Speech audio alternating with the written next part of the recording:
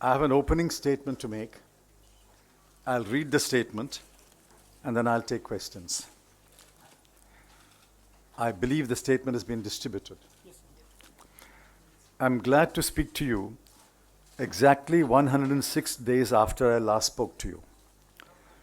As I stepped out and breathed the air of freedom at 8 p.m. last night, my first thought and prayers were for the 75 lakh people of the Kashmir Valley who have been denied their basic freedoms since August 4, 2019.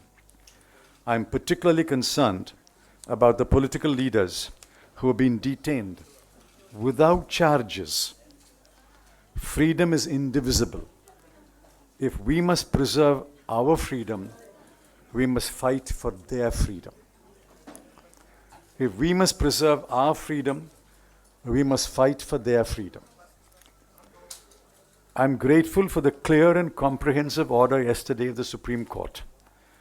The order will clear the many layers of dust that have unfortunately settled on our understanding of criminal law and the manner in which criminal law has been administered by our courts. I have never commented on cases that are sub judice, and I shall continue to adhere to that principle. To many of your possible questions on the case, the answers can be found in the lucid order of the Supreme Court pronounced yesterday. In the last 106 days, I was strong in spirit, and I become stronger because of the following. 1. My record as minister and my conscience are absolutely clear. Officers who have worked with me, business persons who have interacted with me, and journalists who have observed me know that very well. 2. My family trusts in God. 3. We have total confidence that the courts will ultimately render justice. Let us leave the matter at that. Let me repeat that. The government is wrong. It is wrong because it's clueless.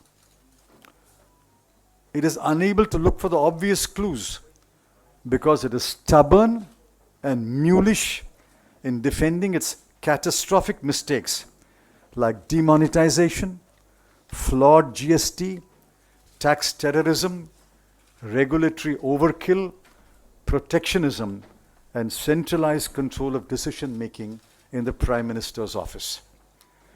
Please reflect on each one of the charges that I've made. In the days to come, I shall speak, give interviews, and write elaborately on each one of them. Nothing sums up the state of the economy better than the following series of numbers. 8, 7, 6.6, 5.8, 5, and 4.5. Those are the quarterly growth rates of GDP in the last 6 quarters. According to the BJP government, these signify Ache Din. 8 to 7 to 6.6 to 5.8 to 5 and 4.5 is Ache Din. The third and fourth quarters of 2019-20 are not likely to be any better. We will be lucky to end the year if growth touches 5%. And please remember Dr. Arvind Subramanian's caution that 5% under this government, because of suspect methodology, is not really 5%, but less by about 1.5%. The Prime Minister has been unusually silent on the economy. He has left it to his ministers to indulge in bluff and bluster. The net result, as economists put it, is that the government has turned out to be an incompetent manager of the economy. Those are the words of the economists. Incompetent managers. The investors of the world and the bankers, the rating agencies, and the boards of directors of companies read The Economist, the Wall Street Journal, and Time. They also pay close attention to numbers. Every number and I repeat, every number points in the direction of a floundering economy. I don't want to overload you with numbers. Here are some numbers. IIP, 4.6 to 4.4 to 3.9 to 2.4. Credit growth to MSME, 0.9 minus 0.4, 2.3, 2.7. Manufacturing, minus 1.2, 1.7, minus 1.4, minus 0.7.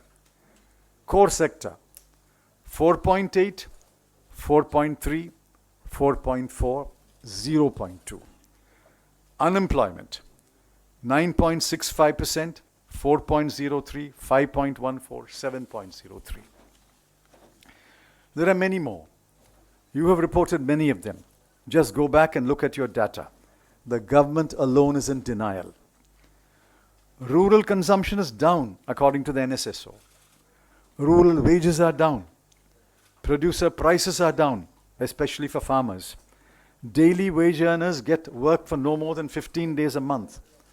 Demand for Maganrega is up. Fast-moving consumer goods, both durable and non-durable, are selling less. Wholesale prices are up. CPI is going up. Onions sell at rupees 100 a kg. Of course, the finance minister, does not eat onions. What do these point to? There is less demand among the people because they have less money and less appetite to consume due to uncertainty and fear. Today, for the first time, the Reserve Bank of India, in a matter of 7 months, has reduced its forecast from the original 7.4 that was made in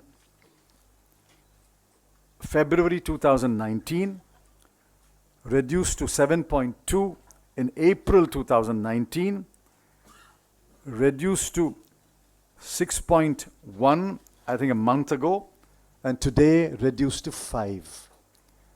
I cannot recall an instance. Understand the difference between cyclical and structural. The UPA lifted 140 million people out of poverty between 2004 and 2014. The NDA has, since demonetization in 2016, pushed millions of people below the poverty line. The economy can be brought out of the slowdown, but this government is incapable of doing that. The economy can be brought out of the slowdown, but this government is incapable of doing that. We think that the Congress has the ideas, but nobody will listen to us. I believe that the Congress and some other parties are better equipped to pull the economy out of the slowdown and push economic growth. But I'm afraid, my friends, we have to wait for better times.